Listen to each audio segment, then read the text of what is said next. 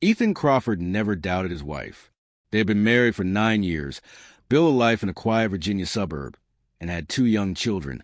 Olivia and Max Emily was a perfect wife, kind, organized, a PDA regular, always present on birthdays and anniversaries. If you asked anyone in town, they'd say Ethan and Emily were a model couple. But model couples don't usually unravel over an old purse. It was a rainy Sunday afternoon when it started. Ethan was cleaning out the attic. Emily had been nagging him for weeks. He pulled out boxes of baby clothes, holiday decorations, and then a dusty leather handbag stuffed behind a crate of Christmas lights. It was Emily's, one he hadn't seen in years. He opened it, expecting old receipts or lipsticks.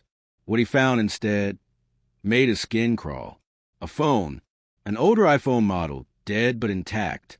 Something told him not to ignore it. He plugged it into the charger at his workbench in the garage and waited. When the Apple logo finally lit up, his heart pounded so hard it echoed in his ears. No passcode. The screen opened to dozens of text messages, but not the kind Ethan had expected. They weren't to friends. They weren't to family. They were to a man named D. Scrolling back months, years, Ethan found conversations laced with affectionate nicknames, cryptic meetups, and late-night confessions. But the texts weren't your typical affair chatter. I'll make the drop after midnight. Usual place. Don't leave traces. I've handled the last 2. He knows nothing. He's too trusting. Him? Ethan scrolled faster. There were pictures, images of what looked like documents, stacks of cash, a warehouse in Baltimore, a license plate number, a name that chilled him, Marcus Bledsoe. Ethan's hand shook. Marcus Bledsoe was a known name in the news, a wanted man connected to human trafficking and organized crime on the East Coast. Emily was talking about him. By nightfall, Ethan was sitting across from Emily in their kitchen, the phone face up on the table between them. The kids were with his sister. "Whose phone is this?" he asked. His voice didn't even sound like his own. Emily stared at it for a moment, her expression unreadable. Then she gave a soft, almost sad smile. "So you found it." "Found what, Emily?" he snapped. "Who the hell is D? Why are you talking about Marcus Bledsoe? What's the drop? What have you been doing?" Emily took a long breath, and then she told him she had been recruited 5 years ago by a private intelligence contractor. They specialize in tracking organized crime and human trafficking. Emily had been working undercover, posing as a suburban housewife, while secretly feeding information to law enforcement. She infiltrated networks, collected intel, and helped dismantle trafficking routes, all without Ethan ever knowing. "I couldn't tell you," she whispered. "They told me it would put you and the kids in danger. That's why I had the phone. That's why I hid everything. I never cheated on you. I've been protecting you." Ethan's world spun. Could this even be real? But then Emily opened a locked filing cabinet in their home office and showed him the proof. Confidential memos, letters of commendation from the Department of Justice, and emails from government addresses. She was telling the truth, except for one thing. A week later, Ethan got a call from a detective in Baltimore. The trafficking ring Emily claimed to be helping dismantle? They'd traced a leak. Sensitive information had been sold, not leaked, sold, to the traffickers themselves. Someone had been playing both sides, and that someone was Emily.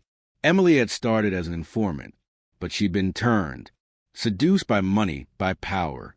For years, she'd lived a double life. Informant by day, secret broker by night, feeding law enforcement just enough to keep them chasing shadows while tipping off traffickers for hefty payoffs. When Ethan confronted her again, this time with police on the line, Emily didn't deny it. "I kept you safe, didn't I?" she whispered coldly. "And you never suspected a thing." Emily was arrested that night. The betrayal wasn't just romantic. It was moral, ethical, devastating.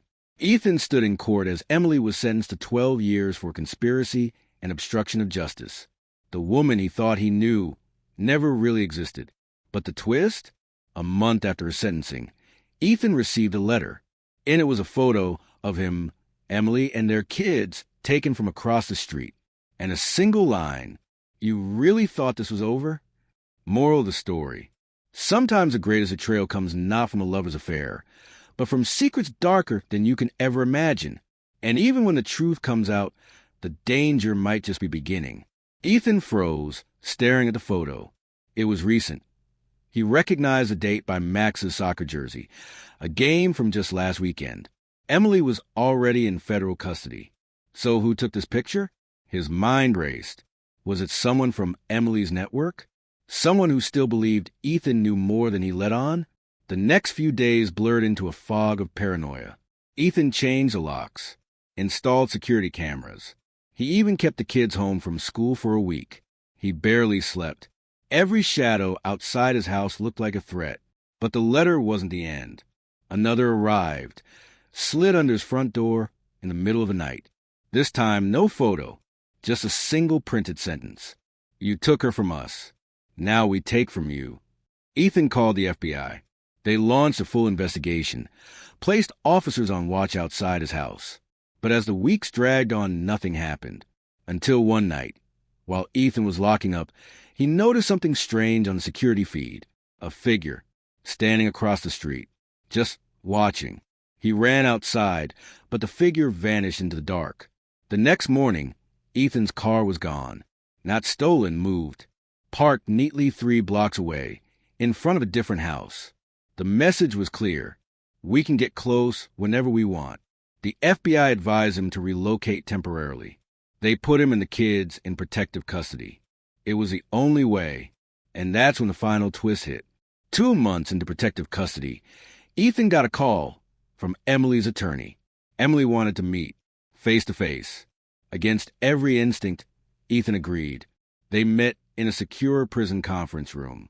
Emily looked thinner, paler, but her eyes still sharp. I didn't send those letters, she said softly, but I know who did. Ethan leaned forward, heart hammering. Who? Emily gave a slow, cold smile. The man from the messages. The man Ethan thought was her contact, or her lover. He was never my handler, Emily whispered.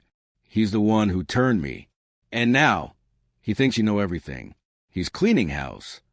Ethan's blood turned to ice. But if you help me, Emily said, her voice calm, almost gentle, I'll help you bring him down. Ethan stared at his wife, the woman who had lied, betrayed, and destroyed their life, and now wanted his trust again. For a moment, he wondered if this was all just another game. But then Emily said something that made his stomach drop. He's already inside your circle, Ethan.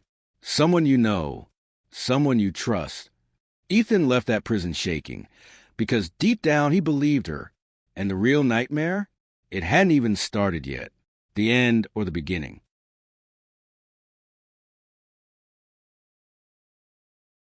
Because some betrayals don't end with the truth. They only lead to deeper lies. Ethan thought long and hard after that prison visit. Was Emily playing him again? Or was this D really still out there, closer than he realized? He chose caution. With the FBI's help, Ethan quietly returned home under a new identity, relocated to a small town 2 states away. He cut off contact with nearly everyone from his old life. The kids changed schools. He changed jobs.